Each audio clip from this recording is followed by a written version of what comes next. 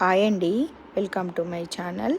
బాండీలో నెయ్యి వేసుకొని ఆవు నెయ్యి అయినా సరే, గేదె నెయ్యి అయినా సరే, ఏదైనా సరే కొంచెం ఎక్కువగానే తీసుకోవాలండి. అప్పుడే రవ్వ పాయసం అనేది కమ్మగా రుచిగా ఉంటుందండి తినేటప్పుడు. ఆ నెయ్యిలో కొంచెం చిరంజి, మళ్ళీ కాజులు తీసుకొని ఎర్రగా బ్రౌనిష్గా అయ్యే వరకు, బ్రౌన్ కలర్ వచ్చే వరకు వేయించుకోవాలండి.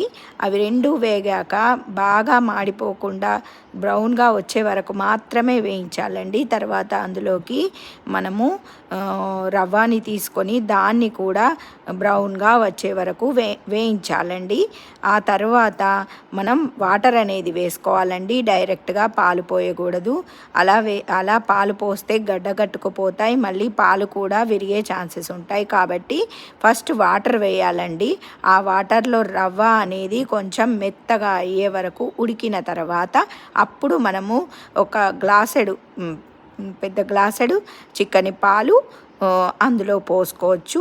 ఆ పాల కంటే ముందు మనం అందులో రవ్వ అనేది ఉడికిన తర్వాత షుగర్ అనేది యాడ్ చేయాలండి. ఆ షుగర్ ఉడికి, ఆ పాయసంలో ఉడికి అది మళ్ళీ బ్రౌన్ కలర్లోకి వస్తుంది. అప్పుడు పాలనేవి పోయాలండి. అప్పుడు అన్నీ చక్కగా కలిసి పాయసం అనేది చాలా ఎమ్మీగా టేస్ట్గా ఉంటుందండి తినడానికి.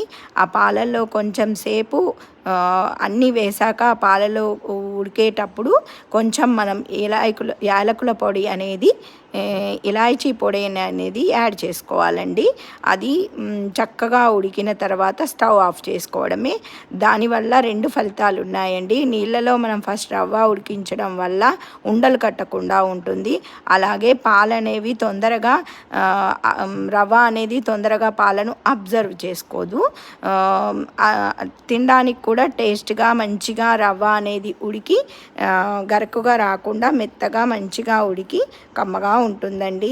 నేను ఈరోజు చుక్కల అమావాస్య రోజు రవ్వ పాయసం నైవేద్యం కొరకు చేశానండి. ఈ పాయసం మీకు నచ్చితే కనుక ఒక లైక్ ఇవ్వండి, షేర్ ఇవ్వండి, కామెంట్ చేయండి. మీరు ఎలా చేస్తారో చెప్పండి. నచ్చితే కనుక మా ఛానల్ని సబ్స్క్రైబ్ చేసుకోండి, సపోర్ట్ చేయండి కొంచెం. మీరు ఈ పాయసాన్ని ఎలా చేసుకుంటారో కూడా మాకు కామెంట్ చేసి చెప్పండి. Thank you.